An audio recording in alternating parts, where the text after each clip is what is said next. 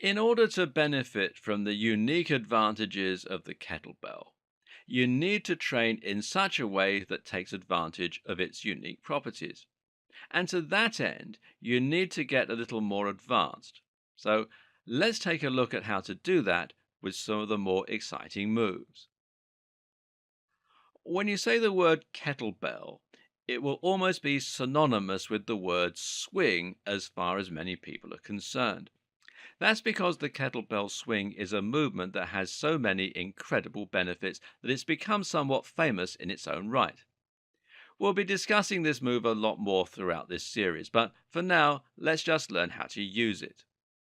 To perform this move, you're going to take the kettlebell and place it between your legs with your feet planted about shoulders width apart and feet pointing forward. Now, bend the knees slightly in order to pick up the weight off the ground and then stand with it hanging directly in front of you, held in both hands. Stand up fully straight before you begin. What you're now going to do is to bend the knees slightly and allow the kettlebell to hang between your legs. Now stand up by driving through the floor and only moving the knees slightly, but pop the hips forward as you do.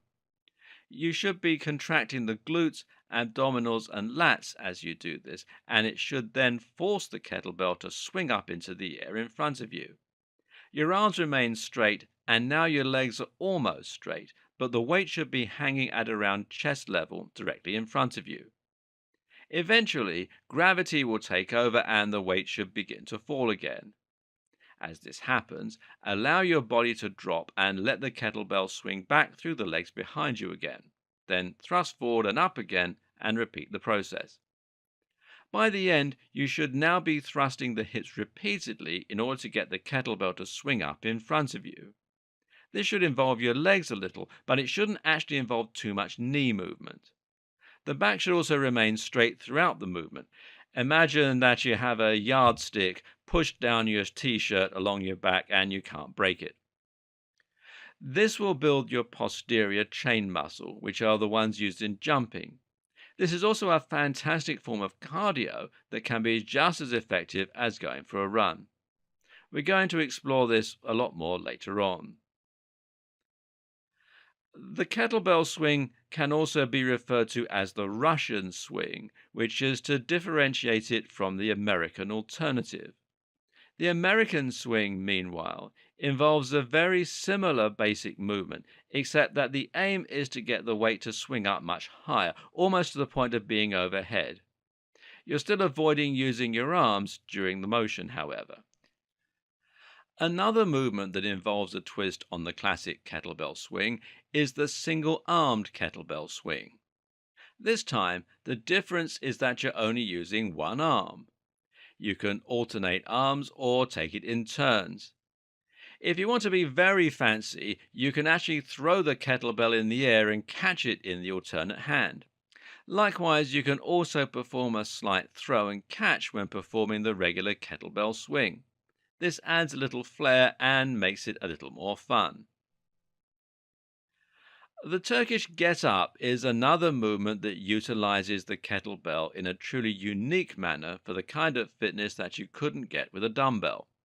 In this case, you'll be aiming to stand up while holding the kettlebell. This is easier than it sounds, as you'll learn. The starting position involves lying next to the kettlebell on one side and holding the handle with both hands. Knees should be bent and pulled up to your stomach, and you should gaze lovingly at the kettlebell. Now you're going to roll onto your back and place the kettlebell on your stomach.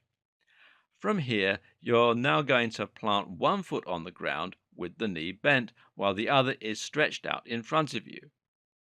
If you're lifting the kettlebell with your right hand, then the right knee will be bent and planted on the floor.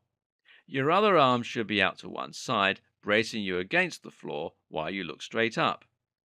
Now, holding the kettlebell on your stomach in just one hand, you're going to press it directly upwards over your shoulder and lock out that arm. Now, push up on the arm and foot that are flat on the ground, moving your weight onto the foot that is flat on the ground while keeping your eyes firmly on the kettlebell raised above you. Push the floor with the leg on the working side and roll the other arm up onto the elbow and then onto one hand. You can now bring your buttocks off of the ground. You'll be squeezing your glutes and your hips at this point, and you'll want to maintain a vertical extension in the arm with the weight. Now, bring that flat leg underneath yourself so that you're on one knee with the weight still up in the air. The knee should be pointing at a 90-degree angle to your other foot. With your neck still up, it's time to raise into a lunge and then stand straight up. You should end up standing right up with the weight above you with one hand. What now? Well, you lie back down, of course. To do this, you're going to lower yourself down onto one knee again so that it is perpendicular to the leading leg. Then place one hand on the ground and use this to hold your weight while you bring the leg back out and lie flat.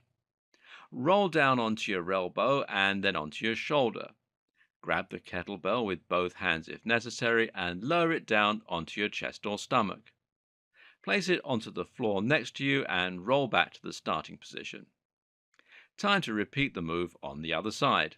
This is an insane move, yes, but it's also one that trains nearly every muscle in the body, builds contralateral strength, balance and coordination, and generally can enhance your athletic performance. The kettlebell figure eight is another slightly more technical move, although not half as technical as the one we just covered. This time, the aim is to start with your legs just wider than hip width apart and then to get into a quarter squat position. Now you're going to grab your kettlebell in one hand, now let's say the left hand, shall we, and swing it around the outside of the leg on that side. Then come back in through the middle and go through the outside of the right leg, switching hands as you do. As you can imagine, this basically draws a figure of eight around your legs and will work the obliques as well as the core and legs. Then there are kettlebell halos. Now, the halo is a very unique exercise that involves swinging it around your head. Stand in a similar position to a kettlebell tricep extension so that the weight is hanging behind your head. Now, bring the weight around in front of you clockwise and sling it over your other shoulder before continuing through the same motion. As you circle your head with the weight, you can move your body in accordance, turning this into a great oblique and core workout. Looking for something even more dynamic and challenging? Kettlebell windmills are it. Here, you're going to stand with one kettlebell held over your head in one hand and your feet shoulder width apart.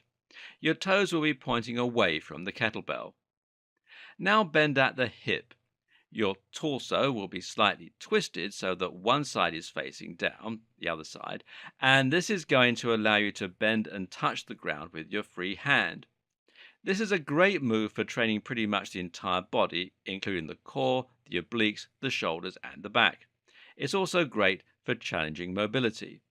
Again, this is not a comprehensive list. However, you can hopefully start getting some idea as to the more complex and challenging moves that are possible with kettlebells. And this is certainly enough to begin challenging yourself with a highly effective workout routine that does a lot more than simply sculpting your guns. Now, carries are exactly what they sound like. Exercises where you simply carry the kettlebell. You can do this any way you want, but the idea is that you're going to cover distance while working the muscles. A good example would be the farmer's walk, which involves holding a kettlebell or another weight in each hand and then walking a long distance.